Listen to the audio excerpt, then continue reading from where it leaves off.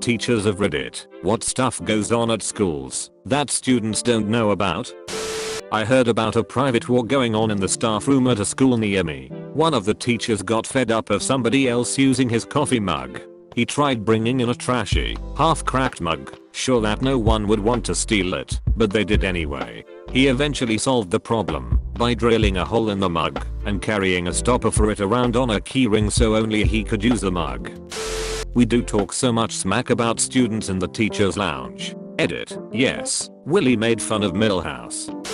Probably the biggest thing that students don't realize is that teachers are people just like everyone else. Yes, we like some of you more than others. Sometimes we go out and get drunk or get laid. We have kids and make dinner and read books and spend our time grading all that work you do. Good God, do we grade? Teachers have cliques and are sometimes so backstabbing and petty toward one another that it would cause them to be upset if they watched their students doing the same things.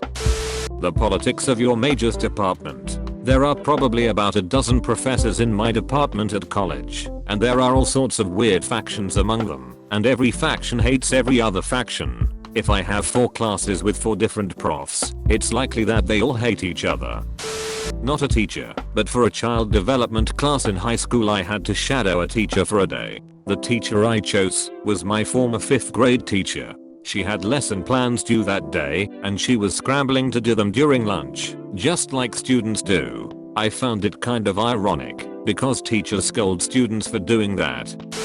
As a teacher, I'm usually one to praise the positive aspects of the position. But here's a little bit of negativity for you. A school will track your absences less so, because they are concerned for your well-being, and more so, because they are legally responsible for you. We notify your parents when you're absent. If you went missing, and we failed to notify your family, leading them to believe you were safely at school, we would be liable for the ensuing fallout. In a tangentially similar vein, to many people working for the district, you are just a bucket of money. If you leave one school and go to another, the bucket of money follows you to your new school. Attendance is important, because schools cannot receive money for students who are not attending. I teach English at RHS in JP.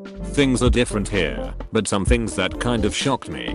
1. The teachers have a meeting anytime a student gets in trouble with the law. If a kid gets caught smoking, is arrested, gets suspended, anything. We all have a meeting, so we are all in the know, and then we vote on a course of action. This pissed me off the first time I experienced it cause I didn't think it was anyone's business. I don't care now. Whatever, if you're stupid enough to get caught smoking at 15, you deserve to be shamed. 3. Like some people have said below, we talk so much shit about some students. Nothing is off limits. Sometimes it's even below the belt. Sometimes it's even a bit cruel. There was one student who I taught who I really liked because I thought she was cute. Cute as in, like a disabled Disney character with an optimistic outlook.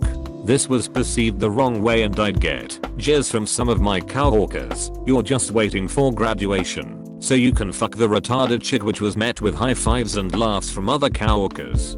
4. A lot of teachers base what they do off what makes them comfortable. It's a known fact that most Japanese English teachers can't speak English, so they spend all their time teaching grammar to hide the fact. I don't mind so much though. I never assign pair work or group projects because I hated them when I was a kid. The big message to take away from this is, teachers generally care a lot more about their own philosophy and endgame than the kids, myself included. I don't care if you learn anything in my class because I grew up in the ghetto and I know the kids who succeed are the ones who want it. Likewise, there are many teachers who only want you to learn something, so it reflects on them and inflates their ego. 5. Unlike the teacher below who said we know when you like us and we are disgusted by it, in my experience, that is not the case. We are aware when you like us and when you hate us, but we exploit that in any way possible to elevate your performance in the classroom. I know which girls and guys fancy me, and I spend an extra 5 minutes talking to them and asking them about their day because I work at a school for at-risk youth and anything to keep them coming to school is okay by me. Sometimes we decide to take you on as our cause. I had a student last year who showed up way behind the others in reading, and therefore every other subject too. His parents were first-gen immigrants and didn't speak English. I started a study hall after school for an hour so that all the kids could stay behind to read or do homework. Also, this one student wouldn't feel singled out for tutoring. I read with him every day, except on Fridays for an hour, and I stayed on top of his progress. Other teachers would ask, "How is your boy doing?" As summer rolled around, I enrolled him in summer school and got him a student bus pass. Technically this wasn't kosher of me to do because he didn't meet the age criteria. From my own pocket I spent $260 to fill up a smart trip card for his mother so that she could escort him to and from summer school via public transport. Through it all I lent him so many books. At the end of it all I gave him the My Weird School Days series as a reward for sticking with it. If I had packed my bags at 3:15 each day, he wouldn't be playing catch up. Instead he would be repeating the year. All this to say, you may not realize it, but teachers spent a great deal of their personal time and energy trying to help you be successful. A lot of students don't realize that teachers spend a lot of time planning on how to deliver an interesting class on what is probably a very dry topic. Despite not being supported by the government and hung out to dry by the media, most teachers agonize of delivering quality education that will improve the quality of life for their students. This is a shit that really happens. Was a teacher, technically a docent in op leading, a teacher in training for 1,5 years before deciding to study at university. Trash talking about students in very brutal terms in the teacher's lounge. A colleague sleeping with a student since she was 16, he 22. He was not one of her direct teachers, except in the art of lovin', obviously, and she was dead certain to graduate. It was hushed up. Pretty sure every school has one of those scandals every few years or so. For students, teachers are always an amorphous blob of square adults who, presumably, never have sex or fun in general, and who are a house united in their determination to crush your free teenage soul.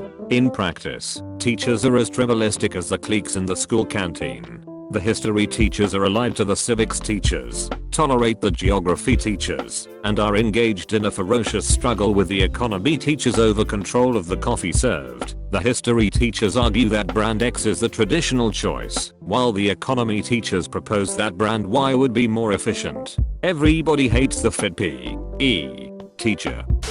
I've been teaching for 2 years in an average public high school. Seems like weekly one of my students will be going through something like parents divorce, parents ill/cancer/pass away, diagnosed depression. Have about 3 students diagnosed in each of my classes. Suicidal tendencies, sexual abuse from step parents/relatives, parents drug addicts, grew up with foster parents/relatives as parents, passed away while they were young/in jail/gave them up, anxiety, related illness from stress, range of learning disorders across all my classes, way more that I can't think of right now. I was lucky growing up with none of this happening to me in high school, but just think next time you go to bully or pick on that quiet kid or the kids that's a little bit different. He's probably that way for a reason.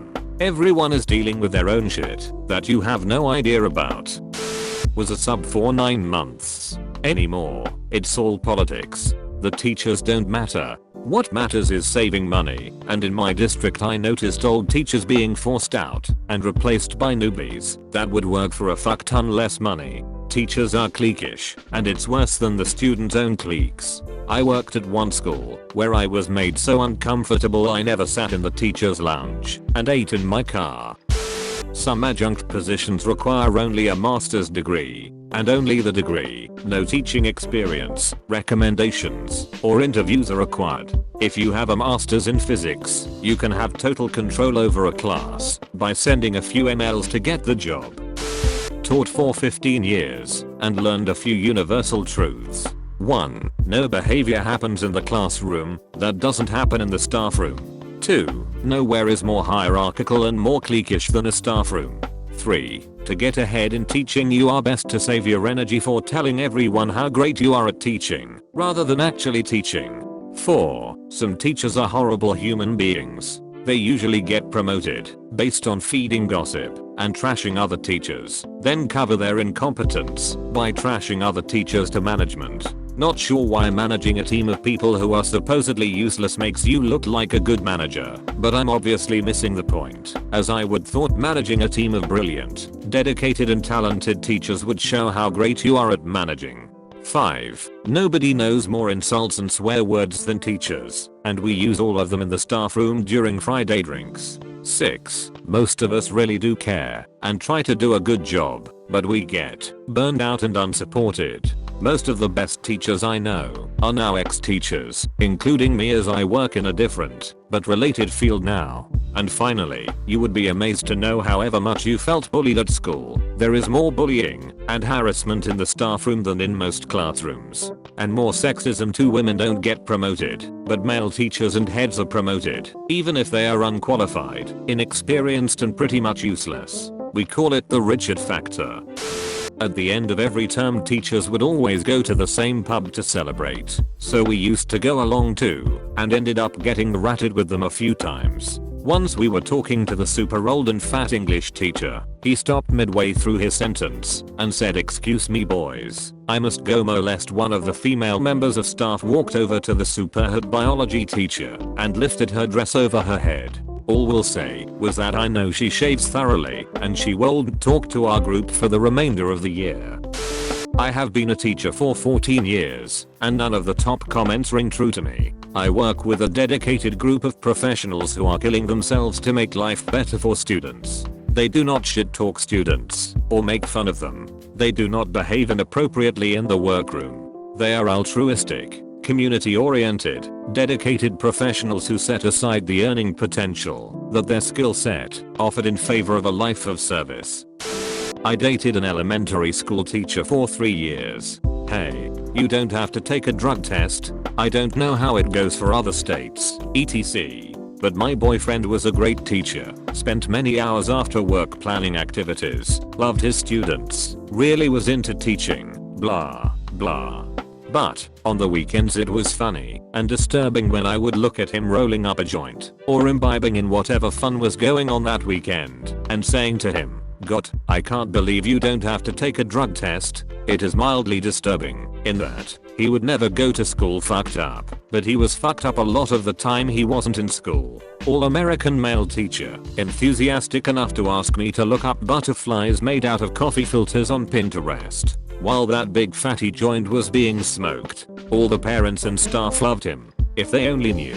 Hey, he did have some great ideas while high. None of the other teachers were close to being so creative with their lessons. SHHHH.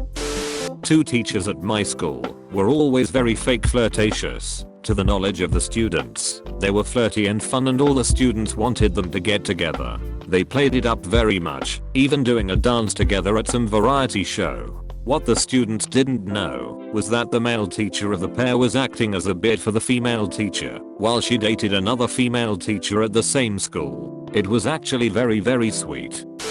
The behind the scenes work that goes on. People seem to think I turn up just before first bell at 8:45 am and leave at 3 pm, but in reality I get there at 7 am. Never leave before 4 pm at the earliest, spend a few hours a day minimum on the weekends working as well, and during assessment time add in a few more hours a night of marking. And it always feels like there's more you could / should be doing. I haven't had a just sit and eat type lunch break in years, because there's always playground duty or sports training, or a detention or student consultations. And the holidays. Yeah, those vaunted holidays we get, I spend most of them prepping work for the next term and doing all the admin that is needed for course approvals and so on. My actual break in the sense of days I spend for real not working is pretty much equal to what all workers here get, 1 month a year, and for me, it's always going to be over Christmas. We have a summer vacation then. That said, I love teaching and wouldn't stop for the world. I'm a bit sick of hearing how easy a job it is because of short hours and long holidays though. I started my working life as a solicitor before switching to teaching, and I work so much harder than I did as a lawyer, but also experience more satisfaction. It's definitely not the simple, light workload job it gets made out to be pretty often.